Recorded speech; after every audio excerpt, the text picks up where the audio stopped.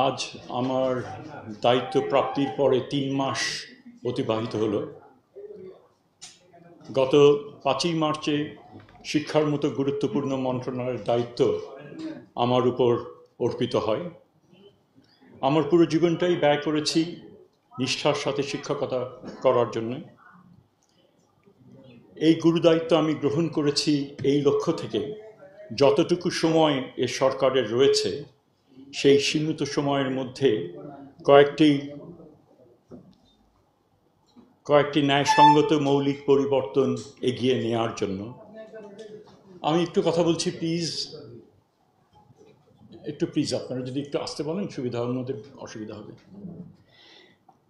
এই গুরু দায়িত্ব আমি গ্রহণ করেছি এই লক্ষ্য থেকে, যতটুকু সময় এ সরকারের রয়েছে সে সীমিত সময়ের মধ্যে কয়েকটি ন্যায়সঙ্গত মৌলিক পরিবর্তন এগিয়ে নেওয়ার জন্য, যা হবে শিক্ষক ও ছাত্রবান্ধব। দায়িত্ব নেওয়ার পর শিক্ষা ব্যবস্থাকে শক্ত ভিত্তির ওপর দাঁড় করাতে অনেকে নানা পরামর্শ দিয়েছেন। আমার নিজেরও রয়েছে অনেক স্বপ্ন।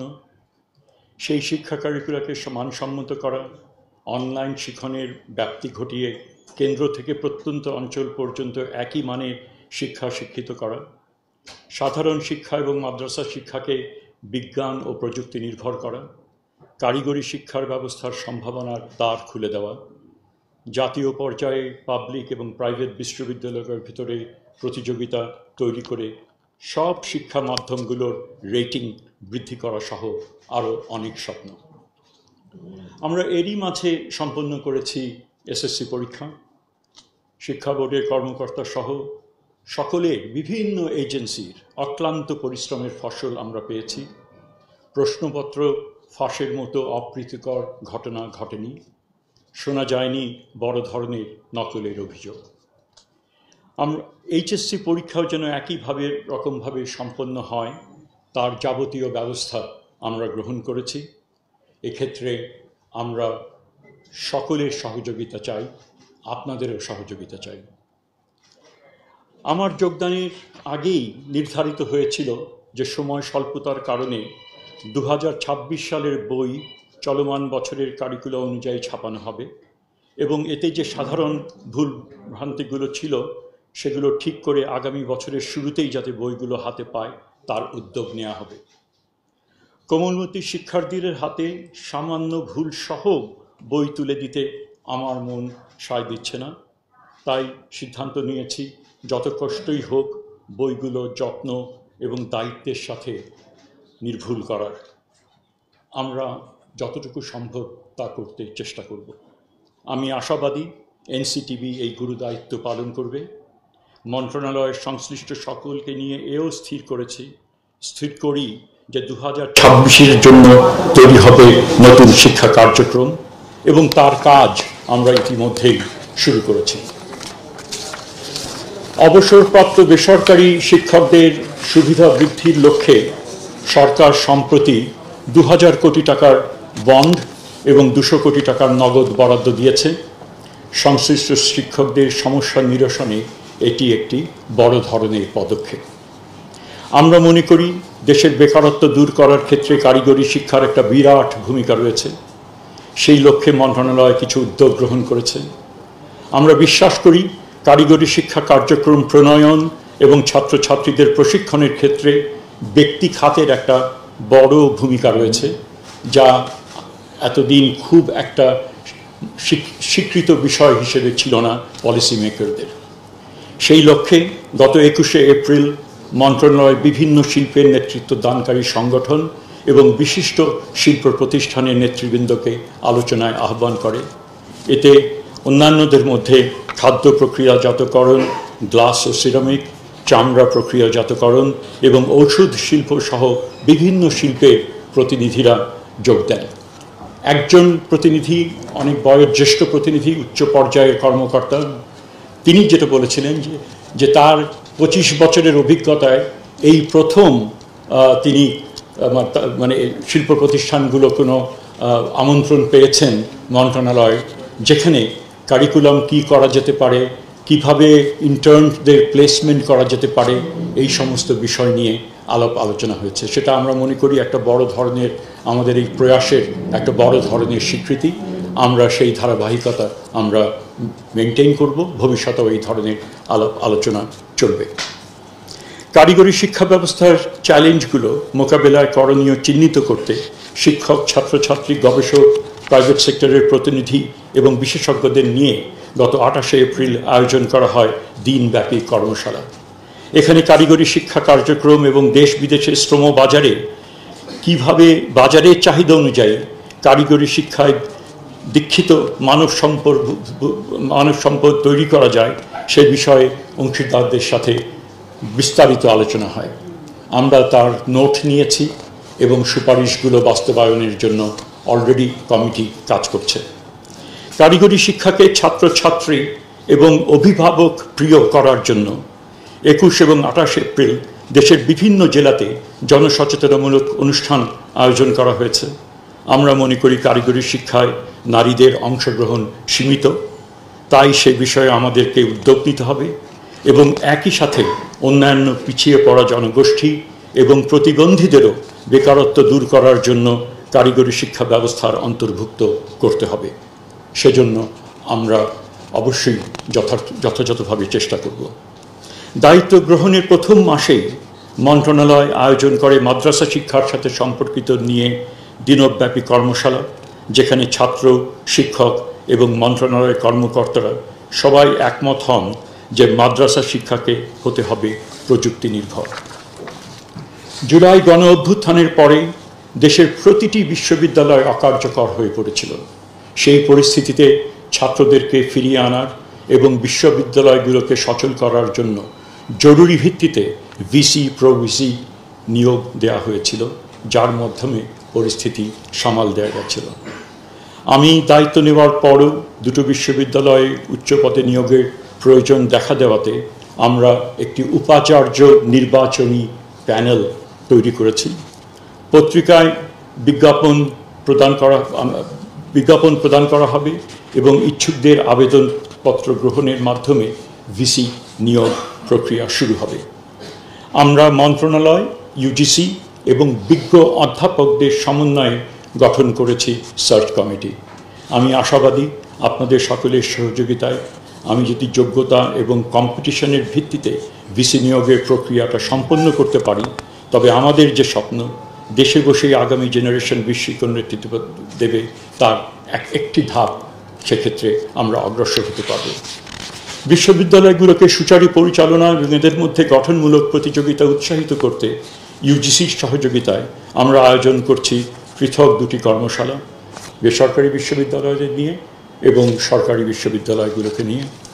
আমি নিশ্চিত ছাত্র, শিক্ষক এবং সাংবাদিক সকলে সহযোগিতা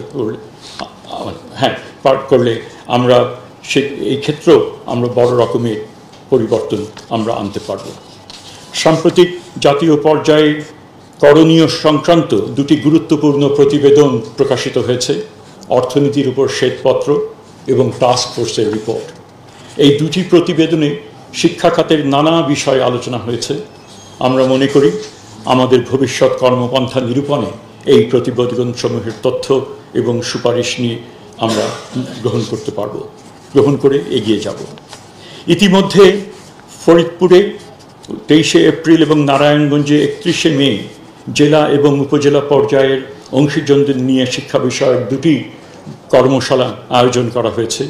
সেই অনুষ্ঠানগুলোতে শিক্ষা সম্পর্কে মাঠ পর্যায়ের বাস্তবতা, শিক্ষক, ছাত্রছাত্রী, অভিভাবক, শিক্ষা প্রশাসন, নাগরিক সমাজ এবং প্রশাসনের মতামত আমাকে ভীষণভাবে ঋদ্ধ করেছে।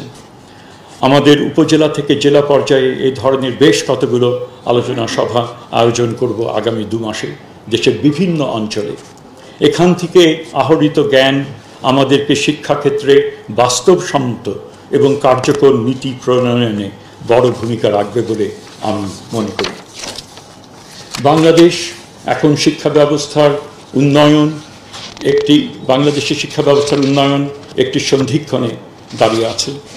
আমরা এমন একটি শিক্ষা ব্যবস্থা গড়তে চাই যা প্রতিটি শিশুকে জীবনের জন্য প্রস্তুত করে, কেবল পরীক্ষার জন্য নয়। আমাদের অগ্রাধিকার হলো মৌলিক শিক্ষার নিশ্চয়তা, প্রান্তিক শিক্ষার্থীদের জন্য অন্তর্ভুক্তমূলক সহায়তা এবং এমন একটা পাঠ্যক্রম যা বাস্তব জীবনের সাথে সংযুক্ত। এই রূপান্তরের জন্য দরকার শিক্ষক কেন্দ্রিক বিনিয়োগ এবং নির্ভুল ও অকার্যকর তথ্য উপাত্ত। প্রযুক্তি নতুন সম্ভাবনার অপার সুযোগ সৃষ্টি করেছে। প্রযুক্তি শিক্ষাদান, শিক্ষক প্রশিক্ষণ এবং শিক্ষা প্রশাসনের পরিবীক্ষণের এক বড় ভূমিকা পালন করতে পারে। আমরা প্রযুক্তিকে শিক্ষার পরিপূরক হিসেবে ব্যবহার করতে চাই, প্রতিস্থাপক হিসেবে নয়। আমরা চাই প্রযুক্তি এমনভাবে ব্যবহার হোক যাতে প্রত্যন্ত অঞ্চলের শিক্ষার্থীও ভালো শিক্ষক, ভালো উপকরণ এবং সমর্থনের নাগালে আসতে পারে। Digital learning platform, remote teaching এবং অনলাইন টুলের মাধ্যমে আমরা নতুন ধরনের শিক্ষা পরিবেশ তৈরি করতে চাই, যা শিক্ষককে শক্তিশালী করবে, ছাত্রকে আগ্রহী রাখবে এবং অভিভাবকদেরও সম্পৃক্ত করবে। সম্প্রতি বিডা আয়োজিত ইনভেস্টমেন্ট সামিটে শিক্ষা প্রযুক্তি বিষয়ে অনেক গুরুত্বপূর্ণ বিষয় উঠে এসেছে। আমি সেখানে পুরোটা সময় ছিলাম এবং আমি তার থেকে অনেক ধারণা পেয়েছি এবং বেশ কিছু ধারণা আমরা সেখান থেকে বাস্তবায়নের জন্য মন্ত্রণালয়ের আমার যারা কলিগ রয়েছেন তাদের সাথে আলাপ আলোচনা করছি। আশা করি প্রযুক্তিকে ব্যবহার করে যে এডুটেক, সেটাকে আমরা সামনের দিকে এগিয়ে নিতে পারব এবং আমাদের যে সার্বিক ব্যবস্থাপনার মধ্যে তাকে সম্পৃক্ত করতে পারব। বাংলাদেশের শিক্ষা ব্যবস্থার ভিত্তি আমাদের শিক্ষকরা। তারা শুধু পাঠদানের জন্য নন, তারাই হলেন নেতৃত্ব, মূল্যবোধ এবং নতুন প্রজন্ম গঠনের কারিগর। এই বিশ্বাস থেকে আমরা শিক্ষকদেরকে এই রূপান্তরের কেন্দ্রে রাখতে চাই। আমরা চাই এমন একটি ব্যবস্থা গড়ে তুলতে যেখানে শিক্ষকরা স্বীকৃতি, মর্যাদা এবং পেশাগত স্বাধীনতা পান। আমরা এই লক্ষ্যে এগোচ্ছি যে আধুনিক পদ্ধতিতে প্রশিক্ষণ এবং ধারাবাহিক পেশাগত উন্নয়ন নিশ্চিত করতে প্রতিটি শিক্ষক যেন শ্রেণীকক্ষে প্রযুক্তির শক্তি ব্যবহার করে আরও কার্যকরভাবে পাঠদান করতে পারেন, এমন এক বেতন ব্যবস্থা সৃষ্টি করা যেখানে যোগ্য, মেধাবী ও প্রতিশ্রুতিশীল শিক্ষকরা সম্মানজনক জীবিকা অর্জন করতে পারেন এবং তাতে মেধাবী শিক্ষার্থীরাও যেন আকৃষ্ট হন শিক্ষকতা পেশায়। বদলি, পদোন্নতি এবং প্রশাসনিক অনুমোদনের মতো কাজ যেন শিক্ষকরা হয়রানির শিকার না হন, এই প্রক্রিয়াগুলোকে আরও সহজ এবং স্বচ্ছ করা হচ্ছে। আগামী জুলাই থেকে কলেজ পর্যায়ে অনলাইন বদলি ব্যবস্থা চালু করা হচ্ছে, যার ডামি প্রেজেন্টেশন এর মধ্যেই এখানে হয়েছে, বিশেষজ্ঞদেরও সেখানে রাখা হয়েছিল। আমরা মনে করি এর মাধ্যমে অনেক শিক্ষকদের অনেক সমস্যা, তাদের বদলির ক্ষেত্রে যে সমস্যা, সেটা অনেকাংশে সেটা দূর করা যাবে। এবং এখানে সাবজেক্টিভ এলিমেন্ট, যে এখানে ব্যক্তি যেন, প্রশাসকরা যেন তাদের নিজের ইচ্ছা মতো সেখানে যেন না করেন এবং সেখানে কতগুলো নিয়ম নীতির মধ্যে পয়েন্ট ব্যবস্থা করে একেবারেই স্বচ্ছ একটা ব্যবস্থা আমরা চালু করতে পারবো 1 জুলাই থেকে। এবং একই আদলে আমরা স্কুল পর্যায়েও আমরা শিক্ষকদেরও আমরা সেই ব্যবস্থা কয়েক মাসের মধ্যেই আমরা সেটা চালু করব। এখানে সেই শিক্ষকরা শুধু ক্লাসরুমের না, নীতি নির্ধারণ এবং প্রতিষ্ঠানের পরিচালনার ক্ষেত্রেও তারা নেতৃত্ব দেওয়ার সুযোগ যেন পান, তার ব্যবস্থা করতেও আমরা চেষ্টা করব। আমি জানি একা এই কাজ করা সম্ভব না, কোনো একক মন্ত্রণালয়ের পক্ষেও এই কাজ সব করা সম্ভব না।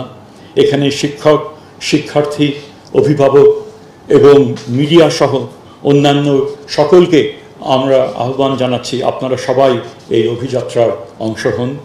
আসুন একটি নতুন অধ্যায় আমরা শুরু করি। ধন্যবাদ।